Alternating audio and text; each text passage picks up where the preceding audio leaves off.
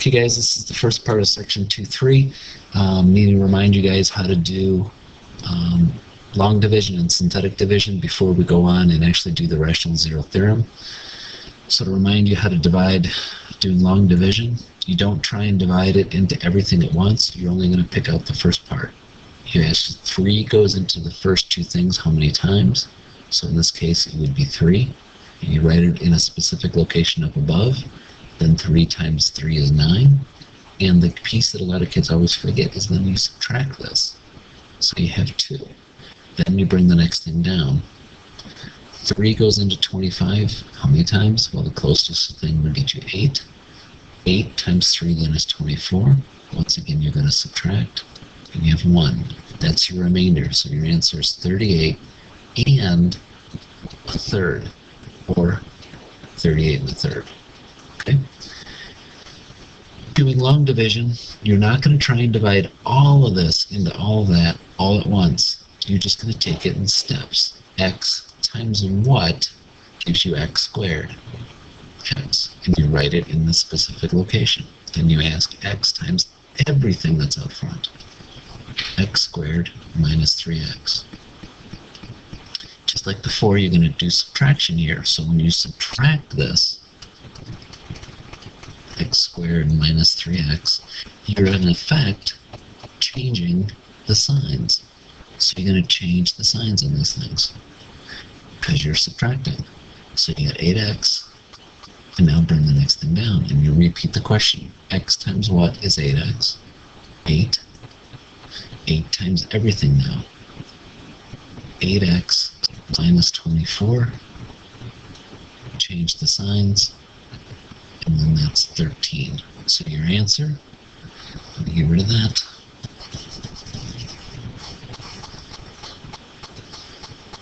Is x plus 8 plus 13 over what you divided by, just like it was up here. So you had a function, you divided by something, the divisor, you ended up with a quotient. So this is the quotient, plus a remainder over what you divided by, the divisor. So q of x plus r of x over d of x, your quotient plus your remainder divided by your divisor. Dividing it into something longer is no different. 2x times what is 6x cubed? So that would be 3x squared. 3x squared times everything up front gives you 6x cubed minus 15x squared. I don't know why I said minus, no idea. Positive 15x squared. Change the signs. Minus 20x squared.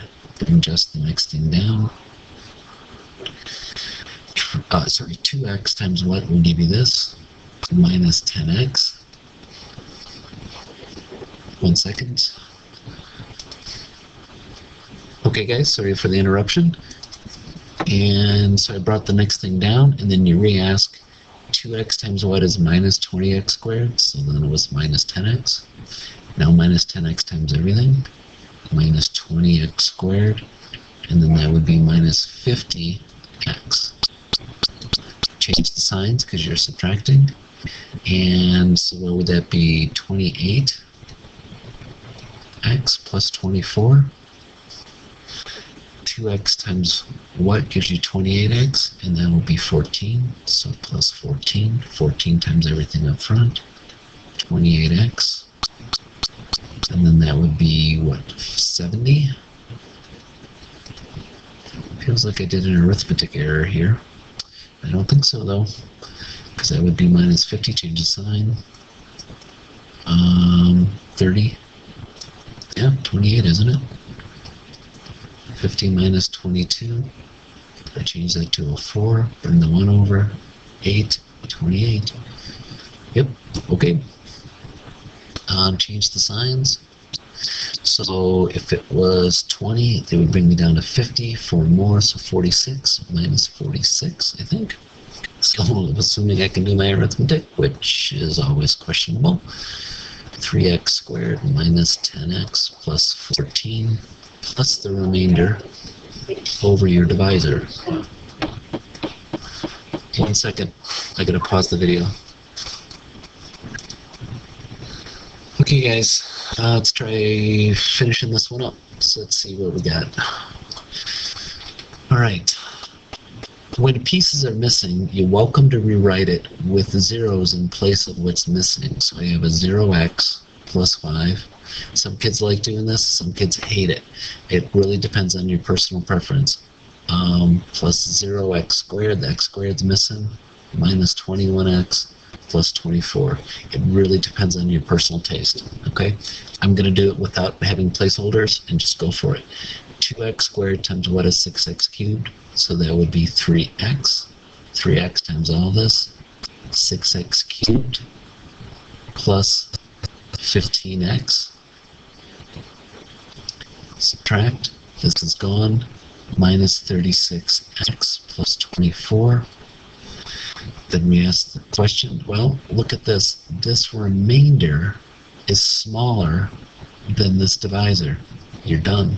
You can't divide something x squared into that. So all of this is your remainder. Okay. So your answer would be 3x plus a negative 36x plus 24 all over your divisor, which was 2x squared plus 5. So this would be your answer.